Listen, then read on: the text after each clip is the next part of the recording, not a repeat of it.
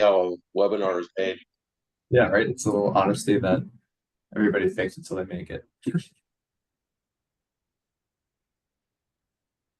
So I think we've got enough people attending today. I want to thank you for taking time out of your day to learn a little bit more about making your security be better for the system. We're pretty lucky today to have Ethan and Alex. Ethan is with Breach Secure Now, and Alex is with LastPass. Gentlemen, I'd like you to introduce yourselves, and we'll get started. Awesome. Yeah, get off here. Nice to meet everybody here. My name's Ethan VN, coming to you from Breach Secure Now. If you may know us as PII Protect, or a security awareness training solution. I've been with this team for 3 years, and in the space for a little bit longer than that. So excited to teach everybody a little bit more about the importance of cybersecurity today. Thanks for having me. Thanks, Ethan. So my name is Alex Cox. I am the director of the TIME team at LastPass. So TIME stands for Threat Intelligence Mitigation and Escalation. So we're the team that sort of watches the threat environment, keeps track of things that are going on. Been in the industry 25 plus years, done a little bit of everything, but very focused on kind of passwords and password management at LastPass for obvious reasons. So. Cool. My name is Marcus Sand. I run one of the geographies for the company KME Systems, and Mike Johnson was going to be moderating this today, but unfortunately he is unavailable because of the storm that is hitting Florida. So we've got several team members that are affected. I'm sure some of the people on this call are probably affected by it. So we're doing all that we can to make sure that those people are safe, et cetera. And that part of it was I stepped into the last minute to make sure Mike was not in any danger at all. So best to anybody who's been affected by it. So you can see the real cost of employee mistakes, how to build a team that's cyber secure. One of the things we want to talk about today is protecting your house. Your business is like a house for our analogy today, and we want you to have a layered cybersecurity solution. And so you can read the slide as well as I can. And one of the concepts that we want to go through is if you protect your home, then the thieves will go after the home that is unprotected. So it is definitely true. Lock your doors, lock your windows, make sure that your garage is locked, things of that nature. And those are the things that we're going to talk about today that are directly analogous to your business and how we can protect your reputation, your people, and your profits. That's what this is all about, making sure that your business stays in business. So, gentlemen, we've got a few stats up on the screen. Let's talk about it. Yeah. Kick us off, Ethan. What do you think of the numbers we've got up on the screen? Well, I like to adjust the first two there, right? 63% of confirmed data breaches come from a weak password, right? And nearly half, I see stats that say more than half, of all breaches that occur start with human error. Obviously, from my side of the house, right, coming from a human security training platform, this is staggering, right? Because you talk about all those tools that you put in place when you your house security, locking that front door, making sure your garage door is shut. When you're talking about your business, these are things like making sure that you're using safe passwords, making sure that you have a firewall, that you have a security-focused mindset for your business are all in place. And what that tells me is that people aren't doing that these days, right? So I think we'll dive into this a little later, like what kind of steps small businesses can take, but just the fact that so many people aren't doing it is still shocking, right? We all know we live in a cyber-focused world, so that's really got to be instigated in some way. So what you're kind of saying is the front door is like the people in your company, and it's the way that they can get into the house or get into the company. The person opening that front door makes a decision every time they let somebody in, whether or not they let them in, right? There's risk involved there. Yeah. What good are all those tools if you don't know how to use them, right? You have that.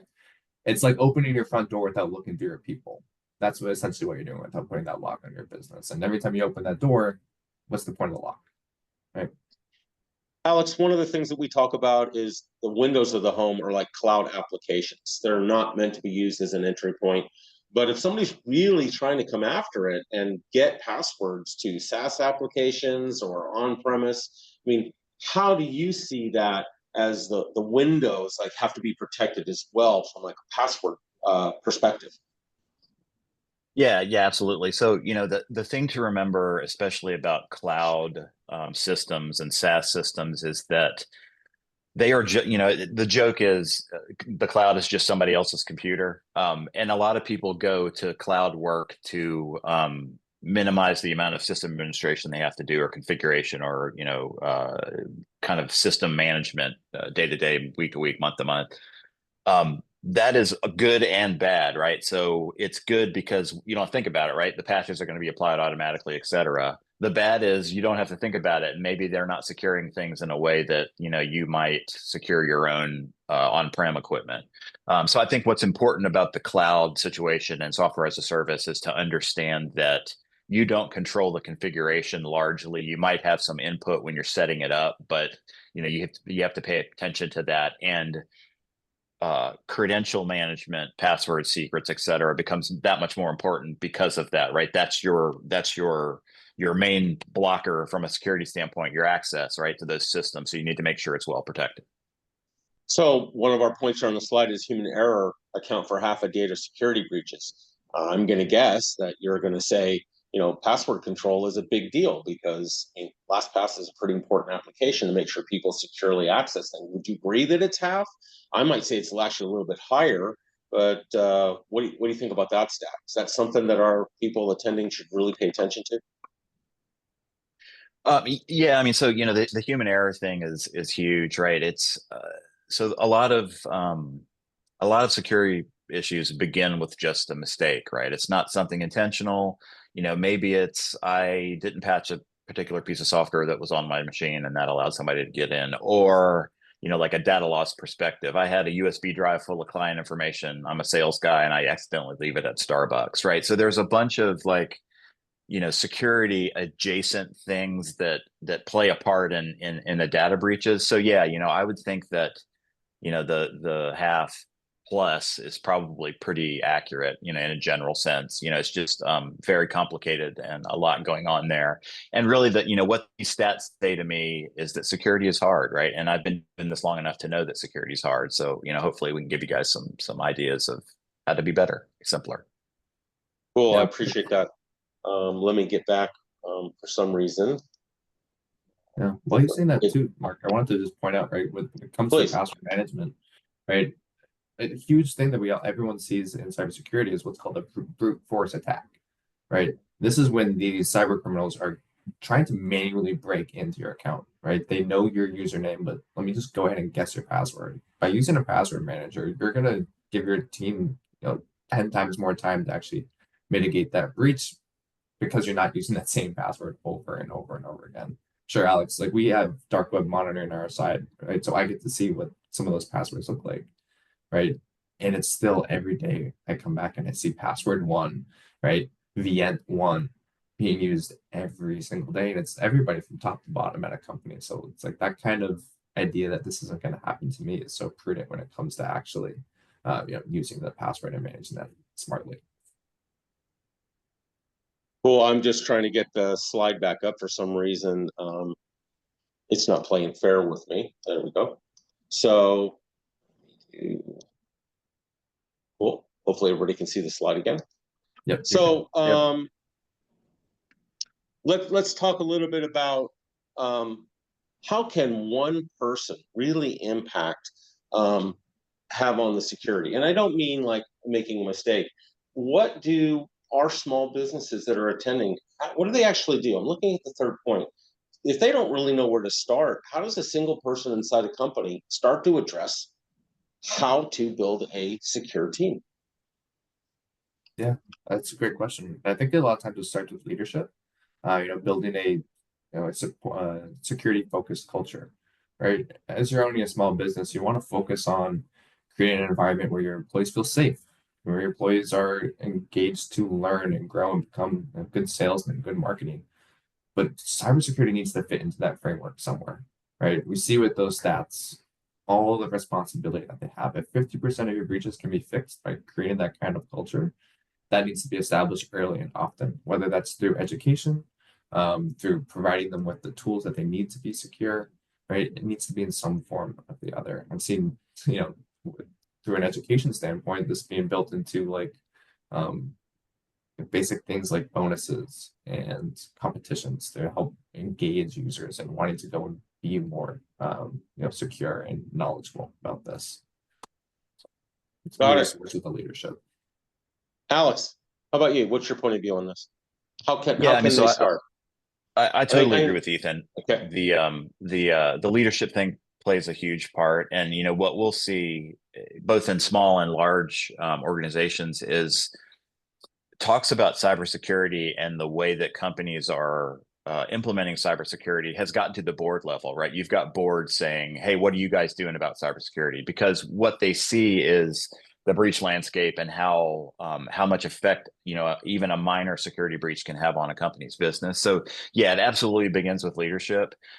From a technical sense, it's I tell people to do the big three, right? That's patch your machines, don't reuse your passwords, and use multi-factor authentication. Those three things are like, your 90% solution. If you do those three things, you're probably about 90% good. The rest of the 10% are the very technical, very specific attacks where the bad guys are targeting, something very specific. And what that comes down to is doing a little bit more deeper insight and understanding where your crown jewels are, and making sure you've got some additional protection around those sorts of things. But, from a basic, I'm like, Joe employee that's just trying to do a good job and be cyber secure, patch your machines, don't reuse your passwords, use multi-factor. Yeah. Cool. So, you know what? We all hear this comment. I'm not important. I didn't do finance. I don't talk to customers. I mean, you guys, we hear this every day, right? So why would a hacker come after me? And I want to change the mindset of some of the people on the call that might be on the webinar that might be thinking about this. Guys, let's discuss a little bit about, is the job really important? You have access, you have credentials. Ethan, guide us a little bit here in regards to, if somebody's got the feeling of, my job isn't that important, why do I have to change my password? It's the difficulty nature. Why do I need to do MFA? Yeah. 300% what Alex is saying. You got to have the 90% things in place, but some people don't care. What's a good, let's talk about that. Yeah, that's a really great point. Actually, I had a conversation with a small business this morning about this because they wanted to only implement some of these tools for like 5 people at their business when they have 50 employees overall. And it was a really shocking revelation for them to kind of understand that every single employee is important, but also a vulnerability for them, right? So when we talk about the importance of training everybody at the company, right? You have to understand that it's everybody from your front desk to your CEO has access to the PII, that's the personally identifiable information, to everybody at that company, which can give an attacker a phone book, right? Essentially, who do I need to contact? Who can I go and act at this company? So it's imperative that you're giving these tools to every single employee at the endpoint. It doesn't matter, right? Yeah, Important, not important. That's the wrong mindset. It's that you have access to data. exactly. Alex, fill us in. Anything else that we missed on this about why it's important that we protect everyone in the organization? Yeah, I totally agree with Ethan. And this is an area that sort of intersects with my specialty. If you look at the breach landscape historically, it's not typically, Alex, the guy that's got 25 years in security, that gets attacked and gets compromised. It's Jill Smith in accounting who has no technical knowledge and just works in Excel all day doing, spreadsheet stuff. So, I'm not going to attack Alex directly because Alex is going to go, yeah, this email is weird, I'm not going to click on that. But Jill might just go, hey, this is from the CEO, I should probably click on this, and clicks on something, right? And then, there's the impact. Now, you might say, well, Jill doesn't have anything that's super valuable on her machine. Why should I worry about that? Well, she does actually, because, if you think about the way that IT systems are managed, in many cases, Jill's machine, even though she's not a high privileged user, she doesn't have access to a bunch of sensitive systems. The machine that she has access to is managed by the IT department, may have some credentials that are involved with IT on them, et cetera. So when I'm a bad guy and I get access to that machine, I suddenly become Jill as far as the systems work. And then I can start working on elevating my privileges because I exist on the network as Jill now. And that's what we call living off the land. So, very, very common for a non-privileged employee to be targeted by these bad guys with the eventual goal of getting access to those more privileged systems. Yeah, and you're thinking too when you're talking about the networks, right? That's what they're trying to do, is put a worm on your computer most of the time, which will affect every single computer that's on that network. So it doesn't matter if they're going, like you said, after Jill Smith. or anybody else. Once they're on your network, they're going to infest everywhere. So I forgot to mention to the audience, we do have chat going. If you've got any questions for these two experts, I like to think I know a little bit about security. These guys know a lot more. It's their minute by minute life. So you can just post it in the chat, and we will definitely get questions answered. So guys, let's talk about, since you do live and breathe this every minute of the day, what are the most common cybersecurity challenges that small businesses are facing? And let's talk a little bit about something that's affordable that they can implement to protect themselves from cyber attacks. Because we may have some people on the call that are extremely literate, want to get a little bit more information, but I want to also address that some people generally concerned. We talked a little about where to start, but what do you see and what do you want them to be thinking about when they're done with this webinar? Yeah, sure. I could start with that one. So I mentioned it earlier, right? So security is complicated, and in many cases, the small and medium business organizations don't know where to start, right? It's super complicated. They don't have the technical knowledge. They just don't know where to start. And I mentioned it earlier, right? The whole patch your machine, use individual passwords, and use MFA. And I'll dive a little bit deeper in there, right? So patch your machines. You'll frequently be working day to day, and you see a little pop up that says, "Hey, Outlook has an update. You want to apply it?" And you say yes or no. Most of the time, people say no because they're in the middle of something, they don't want to deal with it. My argument is say yes when those things pop up. Save your work and patch your machine, because most of the time those patches are addressing security vulnerabilities, and as soon as you apply those, you're protected. If you don't apply those, you're not protected. And a lot of times those patches come out when they do because the bad guys are actively using them to break into machines. So it does you nothing but benefit to patch as soon as you can. Now, the challenge there is sometimes patches can break things. So you have to have that understanding that from an IT perspective, sometimes patches aren't the best thing in the world to just apply without thinking about it. But it's a balance point, right? I want to make sure that I'm doing the right thing from a security standpoint, but also IT. So patch your machines. The second one, using your unique passwords.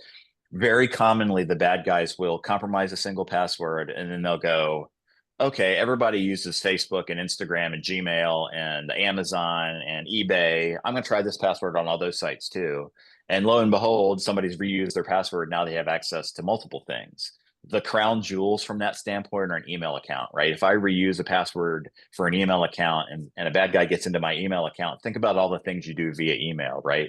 You get all your password reset information, all of your access, username stuff comes into via email. So it's kind of the crown jewels. Like, I get access to your email, I have the potential to get everything else. So don't reuse your passwords. And then the third Alex, thing let is, me oh, go ahead. interject. Let me interject Yeah, a quick sure. thought. We have a question, and I want to address it from Susanna in the audience. She goes, "Hi, I would like to know how safe or unsafe it is to hit the Save My Username and Password button under Google or Microsoft Authenticator." So I didn't mean to interject her train of thought, but I think it was pertinent. She's got a really good question about, is it safe to have the operating system keep this stuff? Yeah, I mean, so it's levels of safety, and from my perspective, right? I don't personally use autocomplete on my browsers because obviously I use LastPass to do my passwords. When you set autocomplete on your browser, essentially what that does is it saves a cookie that says, "Hey, you're authenticated." So when I go back to that site subsequently, it says, "Hey, you're authenticated, come back in." That's awesome for usability. It's not so awesome from a security standpoint. So it really depends on your level of paranoia. And a lot of times, it's okay, but yeah, I mean, it just depends on your level of paranoia. I don't personally do it. Typically, there are a number of other controls that are put in place on an operating system that makes that okay. But again, it's up to your own kind of risk tolerance. Ethan, I'll transition. What do you think? Same comment as Alex? Any other concerns? Same comment. I would just want to have one caveat. Like, I think what we're talking a lot about here is like using those complex passwords. So if you're not using that kind of password manager, making sure you're using and saving a good password, right? Don't go saving your kid's last name with 3 digits afterwards, right? Make sure you're saving your passphrase. If you don't know what a passphrase is, this is something where you're actually using like a full sentence for your password, right? Or a serial code of numbers and things like that. That's if you don't have a manager. Obviously, highly recommend the manager first, but saving those kind of passwords is more okay. And I think Alex, you hit the nail on the head. It does depend on, your level of paranoia. I'll echo that, or how safe you want to trust them. Because if there is a breach on those sites that are saving your password, it's compromised, right? So I always recommend keeping it in a safer environment. But I think we've all used that once or twice. So it's just the kind of world we live in today at the point. Yeah, I think I don't like doing it because I much prefer using a lot like LastPass because that stores my data safely and it's on multiple devices, right, Alex? So I may store that on that PC, but what if I'm working somewhere else or I need access on my mobile? Doesn't make more sense. I mean, we're not trying to push product, but your product works really well. And it really does keep everything secure and containerized and enables you to use it everywhere, right? Yeah. Yep. And this is an answer to a later question, like tools that we use personally. This is, Alex, our first time really having a conversation with my LastPass anywhere. I've been using LastPass for 10 years, right? It's been around for a long time in my family. So it's a great tool, and any password manager is highly, highly recommended.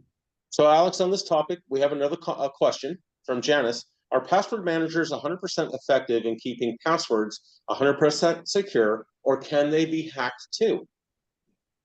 Good question, a little bit loaded. Please tell us. Great question. I will say that no security measure is 100%, never is, right? Because there's always some vulnerability that can be leveraged to get access to that. In this case, maybe it's social engineering, right? You can have all your passwords in LastPass. You can have, everything locked down, autocomplete off, no reuse, super complex. And then if a bad guy calls you up and says, "Hey, what's your master password?" and you go, "Oh, my master password is my cat's name, 123." Guess what? You've just given up all your security. So when used correctly, password managers are a significant upgrade to your ability to be secure online. But again, you have to do it. You have to manage it properly, and you still have to manage that secret to keep people from getting access to your vault. 100%. I typically tell people, like back to our house analogy, you may have a door lock, right? You lock the door, but if you want a little bit more, you put a deadbolt in, or maybe you put an electronic lock in. So, I mean, that's kind of the point, that we can expand our security, be a little bit more secure. Nothing's perfect, right? A door can be breached somehow, unfortunately, but making it that much more difficult without introducing difficulty to the user. That's what I like about your password manager. Yeah, and, So, in this industry, what we term this defense in depth, right? And the idea there is, I'm not going to use any one solution to solve my problem. So I use a password manager and I'm good. Well, no, I use a password manager. Okay, I'm using complex passwords. Okay, that's a second thing. I'm using MFA. Okay, that's a third thing. Now the bad guy has to beat all three of those things to get into your system instead of just one. And the way I will typically equate that, from an analogy standpoint, and it will go back to the backdoor idea, right? Your door has a lock on the knob and has a deadbolt. That can be your password and MFA if you think about it, right? If I don't have MFA and I just have that doorknob, that's all I have to beat. If I have the deadbolt too, which is MFA, now I've got to beat both. cool. Something we teach too here is also using unique usernames, right? When you talk about having that deadbolt and the door lock, right? I guess you could call it like the little chain lock if you want to be analogous here. But when someone is trying to break into your account, they need both sets, right? You need that username and that password. So creating unique usernames to use across all of your different sites and not just using your email is a really great tool, because you always have that option to make that switch so that the hacker doesn't automatically know that you're using, Ethan V11 for every single one of your usernames. You're really spreading that out across everything. So it's always a good extra tool to use.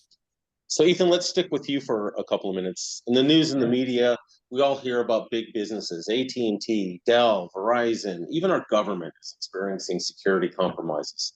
SMBs have much smaller budgets. Are they truly targets for these same levels of attacks? Yeah, I think that's one of the biggest detriments to the market is the notification, I guess, bad word there, but to let people know about what is actually going on. Since 2001 or 2021 rather, there's been a 400% increase in SMB targets for these kind of attacks. So it is absolutely happening to everybody. right? And I think when you talk about cyber criminals in general, right, you always want to think about these big, massive hits, like MGM getting hit for was it 100 million for their ransomware, right? These kind of big numbers are really sensational, and they make great news hits, but they don't actually, tell the story of what's going on every single day. And they make these cyber criminals seem like they're just going big game hunting every single time. But these cyber criminals are business owners too, right? They're not just your everyday petty crime thieves. Like these are sophisticated businesses, and they're going to go after a paycheck wherever they can, right? The average ransomware attack is around $5,000, right? Think about what that will do for your quota every month as a small business, right? Some people can't survive that, right? Depending on how big you are. So it's absolutely a target every single day. And they also know, they being the cyber criminals, how little SMBs have to actually protect themselves, right? They know that you guys don't have the budget. So it makes you that much more of a target at the end of the day so that they can go and get that paycheck that we're talking about. Cool. Alex, anything to add? Anything else you see here? Yeah, that's a great question. So, the SMB thing is really interesting, and what I think about is, when I'm a small or medium-sized business, and I think about the big win, like what's the thing that I typically want or really help my business, right? It's doing business with a bigger company, like Walmart wants to buy your little widget that you're making. Okay, awesome, that's great for us. Target wants, to bring your clothing line into their business. The reason I mentioned Target is it's the example I typically use with this. If you remember Target years ago, they had a major credit card breach. Cyber criminals got into the network, got onto their credit card terminals, and stole a bunch of credit cards. Yeah. If you guys don't know how that happened is that the attackers attacked the vendor that supported Target's HVAC systems. They got access to that vendor, and then they used the access that that vendor had to Target to then get into Target and to get to the credit card machines. So what the bad guys understand is that if I've got a big, juicy, well-defended target that I want to get access to, the smaller companies that big company does business with typically won't have as robust a security program, as many security resources as the big company does. So I know that if I get access to that smaller company, that's how I'm going to get into the bigger company. So when you think about, your business and who you do business with from a vendor standpoint, that could make you a target. So yeah, absolutely. It's absolutely important. And because the bad guys understand the resource and training and understanding constraints with security at small businesses, they're absolutely a target. So that's what I'd add. So we got a question from Jason. Is a concept such as LastPass part of what their IT company can offer as part of the contracted service? The answer is yes. Your IT support company can certainly help you deploy this, get it educated. But I'm going to stay with you for a minute, Alex. These threats are increasing.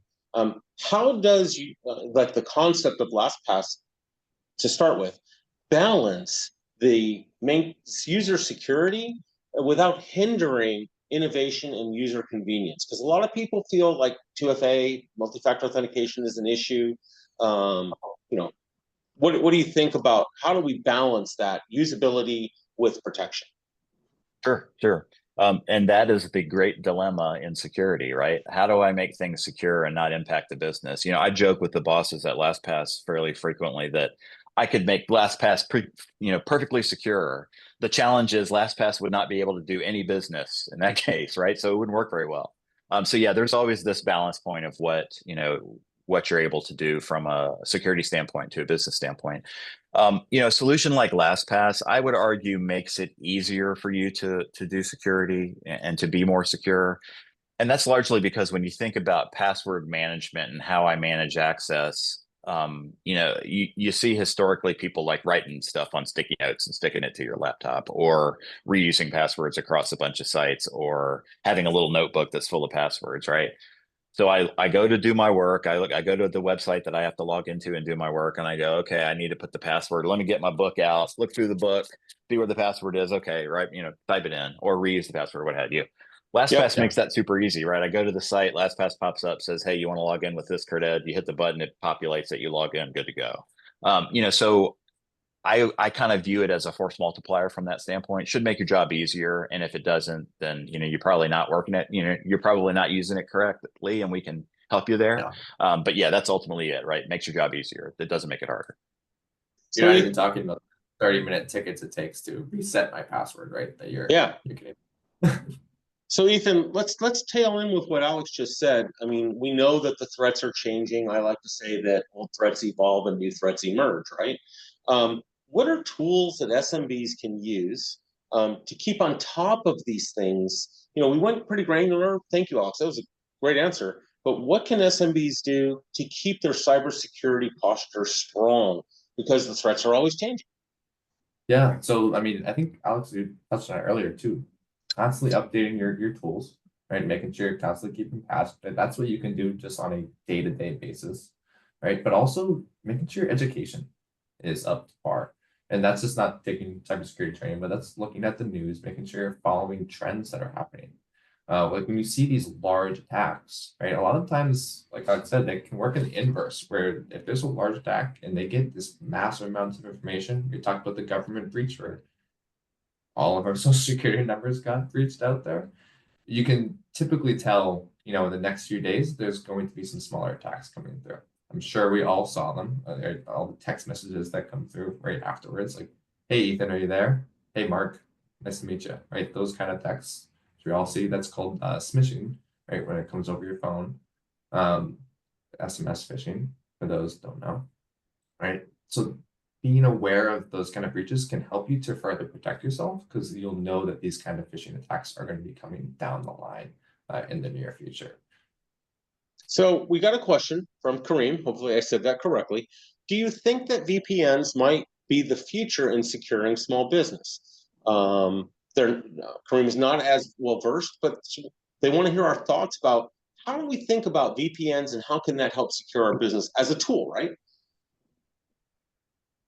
Yeah, so I will go back to the defense in depth answer, right? And VPN is a part of that. So, when you think about VPN and what it's useful for, VPN is useful for protecting information in motion. And that's when I mean I'm on my computer and I'm connecting to the internet.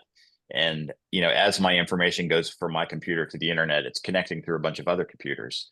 Now, technically, if that information is unencrypted, anybody that has access to that computer can look and go, "Oh, I see what's going on here. I see what you're doing." What a VPN does is that tunnel that it encapsulates that traffic in a tunnel that's encrypted. So then that person can't look at that, right? So if you think about it, super valuable for you to use a VPN to be able to do business on the internet. And I encourage that you do that. It is not a panacea, however, and what a lot of people don't realize is just because you're using a VPN doesn't mean it protects your machine specifically.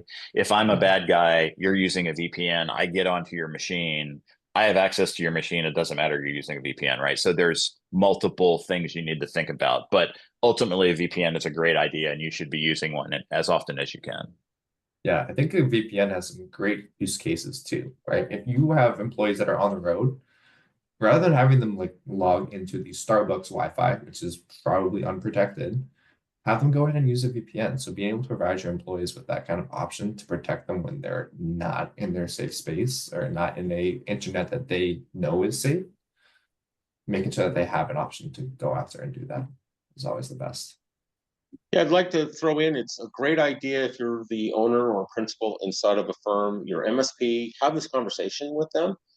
Make sure that they should, good MSPs certainly will have this conversation with you and start it, but there is absolutely room for you to make sure and query. And if you have your own IT team, one of the things we like to say is ask your IT team, how would you attack us? Where are the holes in our systems that you see? I mean, I also like to say IT people aren't necessarily security people, and security people aren't necessarily IT people. But you may have one or two people on your team, and pose that question to them.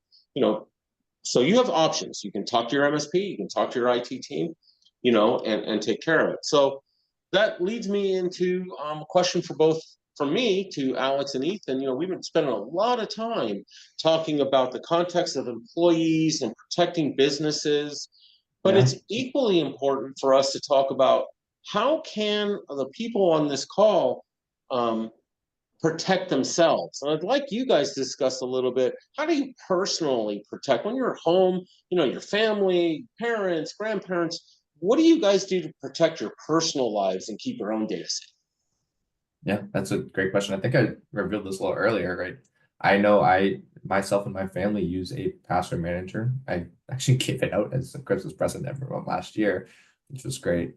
So using one of those is a really basic and easy tool, making sure that you have those kind of MFA tools that go along with it. A lot of password managers will have those as well. And then making sure it links everything that you're doing with your business back home, updating your Wi-Fi, making sure everything is patched and up to date for your personal computers is always the first step. And then I just have to say this, it should sound silly, but please don't respond to those texts that we talk about. I see this all the time online with people going in thinking it's hilarious to go back and forth with these kind of attackers. It's not safe. That's just letting them know that you are a live target, that this is a real number. Anytime you do that, you're just giving yourself up to more opportunities for phishing. So it's like my biggest pet peeve, seeing that on social media. So don't respond to your Amazon delivery or your postal delivery, or Not at all. just ignore that stuff. Unless you expect it and know that it's a true source, don't respond. And even then, the Y or the N for yes or no works just fine. Try not to give out your personal identifiable information anywhere. That goes for social media, anything like that. So please watch what you're posting. And yeah, exactly, Chris. I see using Slam. That's our method for making sure you are approaching these kind of messages safely. So just making sure you're checking the senders and links and the attachments within a any text, email, or even voicemail that you can get now. AI has come so far that you're getting fake calls and voicemails, which are terrifying. So yeah, good. Alex, how about you? What are you doing to protect yourself and your family? Yeah, so the way I protect myself is I patch my machines. I use unique passwords and a password manager and multi-factor authentication. Right, I'm gonna harp on that over and over again. Additionally, that you should have a certain level of paranoia when you're doing business online. Just when you're working online, and really think about what you're doing or how you're responding or the messages that you get. And Ethan touched on this, right? When I get a text message that says, "Hey, it's the CEO, can you call me?"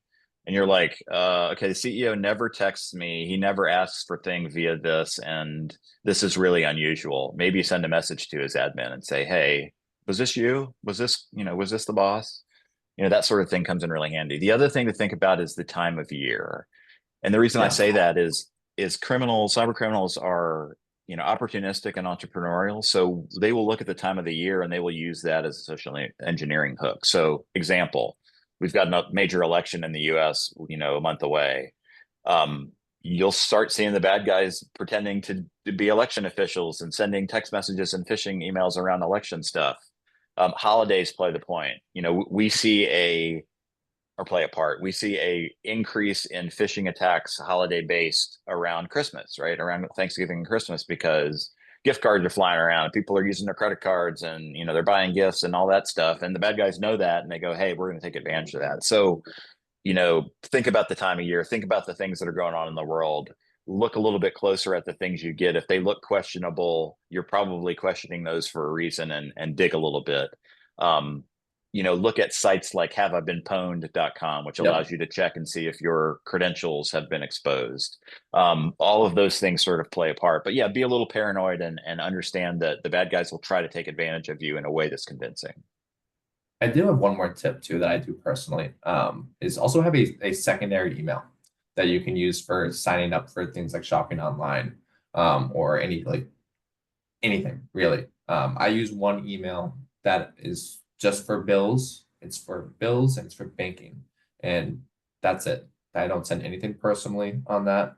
And then I have a separate email that is for everything else, right? This way you can block your all your PII that's really, really important from being able to be attached to any of those kind of phishing emails or anything like that. Because if that email gets hacked, right, that I use for shopping on like Temu, please don't shop on Temu, that will get hacked constantly. Right, that's not going to affect my banking or anything like that. So it's a great tool. Guys, those are free. Awesome answers. Only thing I might add, and it's just when you sit down at the dinner table, or you're hanging out with your friends, or you're the IT person for your mom or dad or cousin, maybe spend 30 seconds also saying, hey, I was on this webinar, or I read this, don't do this, don't do that. The old story of an ounce of prevention is worth a pound of cure, right? Spread the knowledge that you're learning a little bit from us today to your family, because your family are attack points in the house, right? The bedroom window to your son or to your daughter is an issue. They don't, house is fully locked up. They open the window and they go leave to hang out with their friends. Their window's open, right? So, yeah, like we said before, right? Everybody is a target. These criminals are looking for quick paydays. It happened to my brother when he was younger. He was 16 years old and he got ransomed. It wasn't super sophisticated or anything. I think his Snapchat got hacked, and they got in there and got some information on him, and they had him go and buy those $100 Visa gift cards. He had no idea. He was 16 years old. What's he gonna do? But that's a payday for anybody, right? So that happens all the time. So making sure, like we talked about earlier, that you're creating that kind of social bond with your family, and just a connection, and talking about the world that we're living in, because it's everywhere. Yeah, I like to add that these people are not hackers. I mean, there are some good hackers out there, but they're criminals, right? They have just figured out how to use technology to steal money, and that, by definition, to me, that's a criminal. And so you tell people, lock your car door, protect your purse, when you're on the subway or something like that. So I think it's really, really important to spread the word. Alex, I interrupted you. It looks like you were going to say something. Did I miss it? No, all good. All right, cool. All right, guys. So the last question that I've got for both of you is kind of looking inward. I run an MSP. I support a lot of clients. I'd like you guys to discuss how important is the culture of security and security excellence. If someone in our call right now is thinking about hiring an MSP, how important is that culture of security? What questions should they ask? What should they be looking for, as opposed to, do you have help desk? Can you protect my backup? We're talking about security today. If somebody's looking to get an MSP, what should they be asking? What should they be doing as part of that interview process?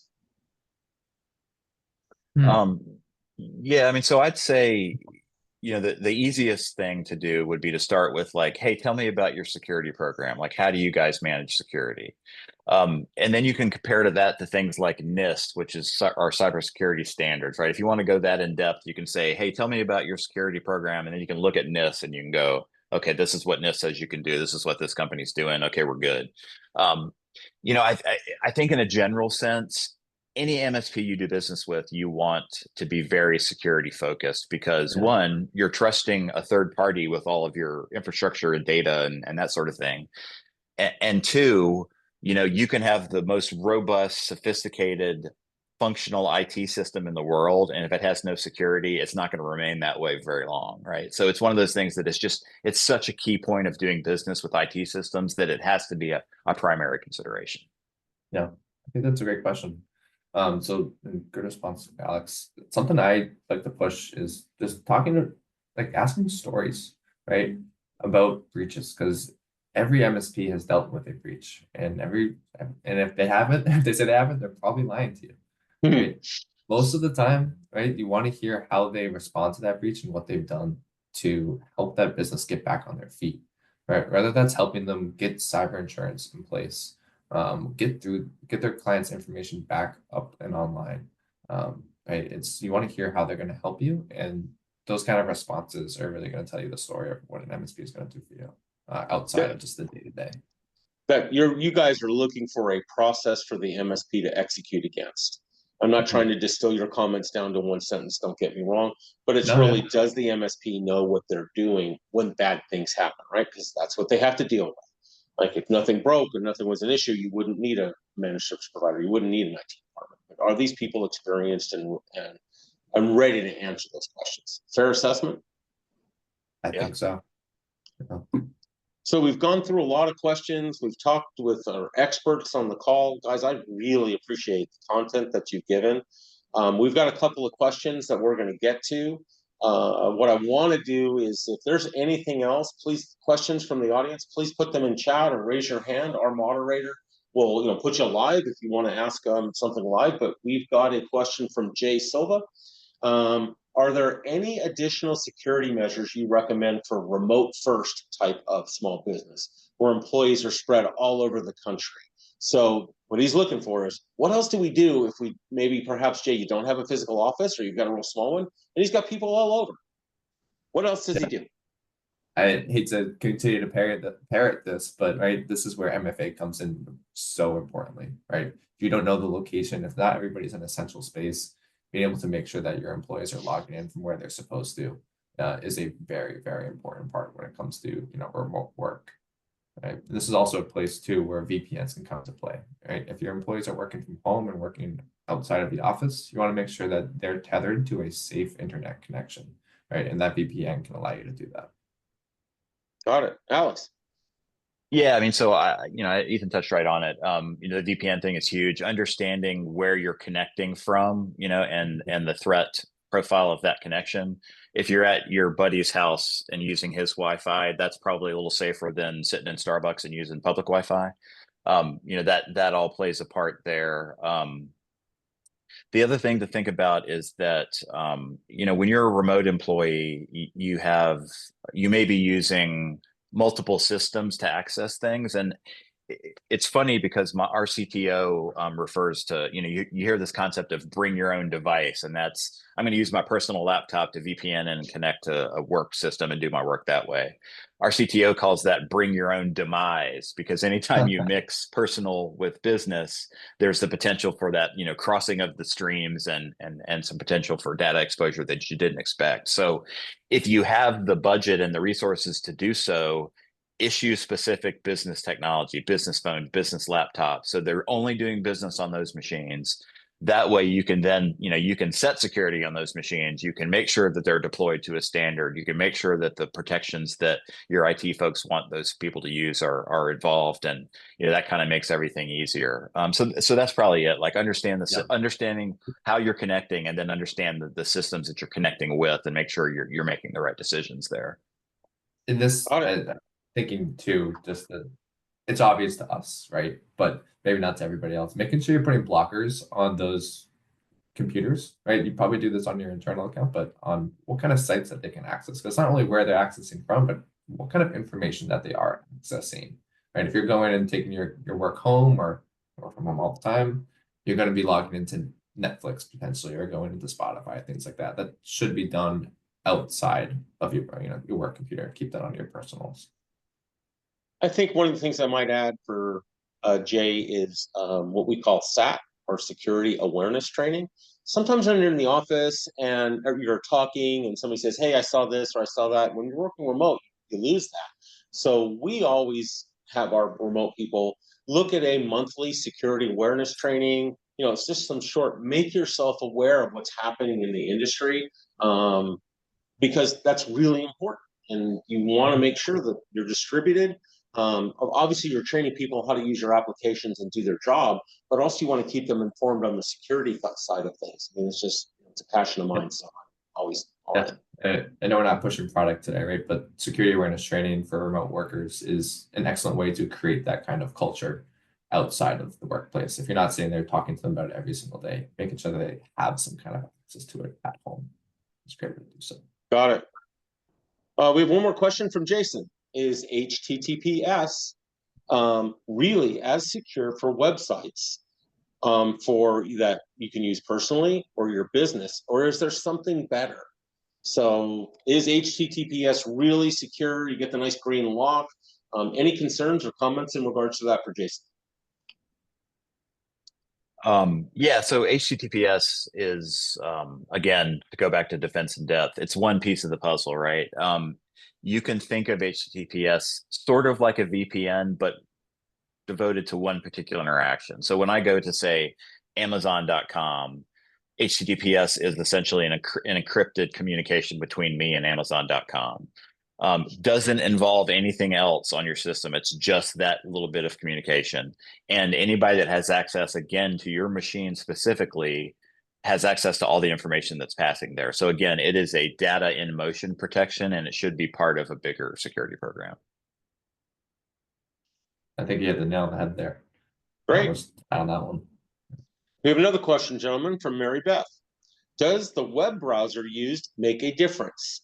Similarly, does your internet provider make a difference? So any opinion about Starlink or any other ISP or internet provider? So do we care about the web browser? Do we care about the ISP?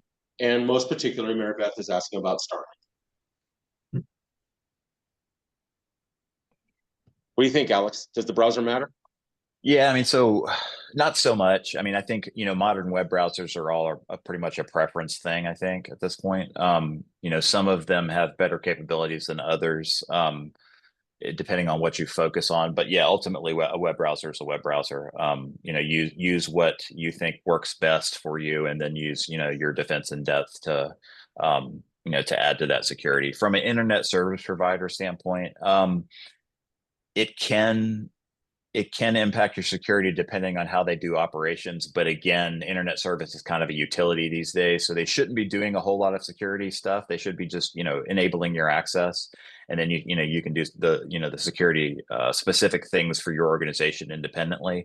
Now there are some things involved like DDoS, denial of service protection that these ISPs can implement.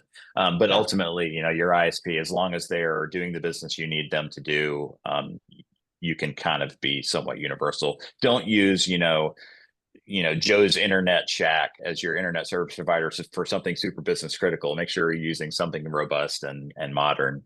But again, ISPs are usually pretty individual depending on what you want.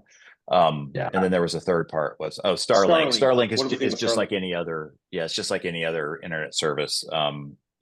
Because it's satellite based, there's another technical barrier to being able to interact with it from a cybersecurity or hacking standpoint. But again, it's an internet service, and it's just what's useful for you and what environment. So yeah, I think a good way to kind of synapse that is you really want to make sure that you're using an established provider, right, for all of these. It's like you said, it's down to preference at that point, but you should also know that a lot of these services, when you're talking especially about like search engines, are taking down your information. So there are stories out there of services that will go in and sell your information to other places, right? Which really at the end of the day, it's just what kind of targeted ads you're going to get.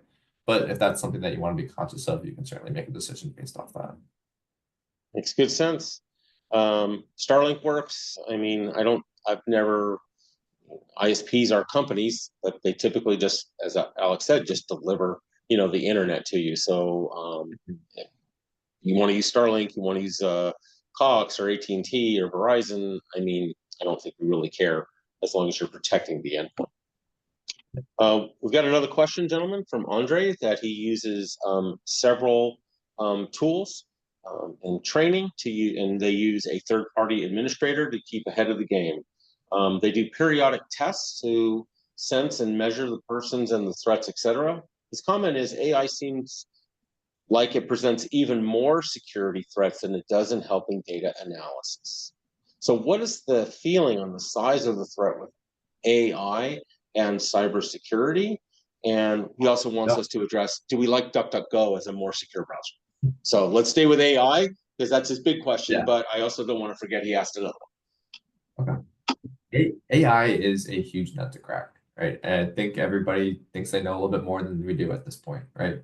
But when it comes to the cybersecurity threat of AI, like just using the tools itself, like using ChatGPT or Copilot, just like everything else that you do is going to be based on how you use it, if it is actually a security threat. If you're sitting there and you're putting in, hey, my name is Ethan Bien, here's my social security number, I live at this address, and then asking a question based on that, of course, that's a security threat. You're giving a company your PII, right? If that is hacked, your information is out there. But if you're using it just to look up, like, how should I use this?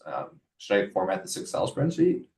Or asking it just questions on like how to make a certain recipe, that's a very safe way to use it. These tools are, like I said at the start, it's how you use them, not the tools themselves that are actually a threat to your security.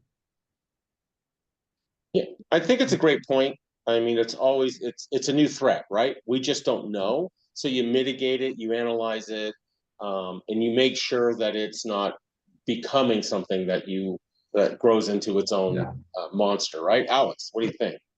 What Yeah, about I mean, AI? so this is a great question, and it's one of my personal interest areas, and a place that I've spent quite a bit of work recently. And ultimately, I agree with Ethan. It's a tool, right? It can be used both good and bad. From a good side, like we're having significant success with helping synopsize security articles, helping us understand things that we need to understand in a very succinct way. There's a bunch of coding stuff that, these AI tools are enabling people to do, and, saving a lot of time. Now, on the bad guy side, right, there's a significant use there too. And a lot of what we see is around phishing, right? So historically, when I look at a phishing attack, it was pretty easy for me to go, this is a phishing email, because the English wasn't used correctly. The grammar was wrong, things were misspelled. Now that I've got AI, like I can craft a very convincing phishing email that sounds like a native English speaker wrote it without really speaking any English at all. I can say, hey, Ethan does MSP stuff. Please help me craft a phishing attack, for him. And it'll be like, boop, boop, boop, boop, boop, and I'll create it for you. And you can use that, to launch that phishing attack. So I think, you have to remember that now, that like attacks are AI enabled, just like defense is AI enabled. And, Ethan hit the nail on the head. It's an arms race, right? When we see these new technologies, we see an immediate move from the bad guys to go, how can I use this to make money? And then the defensive organizations and the good guys sort of, kind of do their thing. And then we kind of see it go back and forth, back and forth. So we're in the very early stages of that. And, I think we're just scratching the surface of what, AI is both capable from a defending standpoint, and then some of the things we'll need to worry about from an attacker standpoint. So really interesting time to be working with that technology. Alex, you hit a point there. We actually teach now to look out for emails that have perfect grammar in them. And that's more likely to be a phishing email than anything else. I know I misuse my comments every day in my emails. So that's how you can tell it's coming from me for real. Otherwise, it's probably somebody else. Final thing he asked about was DuckDuckGo. I use it. I use it extensively. That's just because I don't like to be tracked on my searches. Anything else, guys? Do you guys anything on DuckDuckGo? Yeah, it's a tool. I tell people, you're not the customer, you're the product when it comes to online work. So, any website you interact with is going to use your data for, their marketing and data mining purposes. So DuckDuckGo is one thing you can use to help minimize that. So. Yep, exactly. But if you use DuckDuckGo to go onto, a site that's going to steal it, it's still the same at the end of the day, right? Just like AI, it's the same idea. It's as safe as you make it. Gentlemen, we've run out of time. I put a slide up just so everyone on the call think about, is your security actually best in class? We're ready. You want to schedule an IT audit with us, take control of your password security, give us a call, talk to us about what you need, or send us an email, whatever you prefer to do. But we've got experts able to assist you. You learned a lot in this 1 hour. But Ethan and Alex, I can't thank you enough for the insight and just the conversation. We weren't lectured to. We were just like, hey, this is things you need to do to protect your business. I really respect where you guys are coming from, and thank you for your time. If you want more of this, again, reach out to us. Let us help you with your business. We're still, if you want to ask us some more questions, let us know, and we're here to support you. Thanks, Mark. Thanks, Chris. Thank you, gentlemen. Thanks, guys. Take care.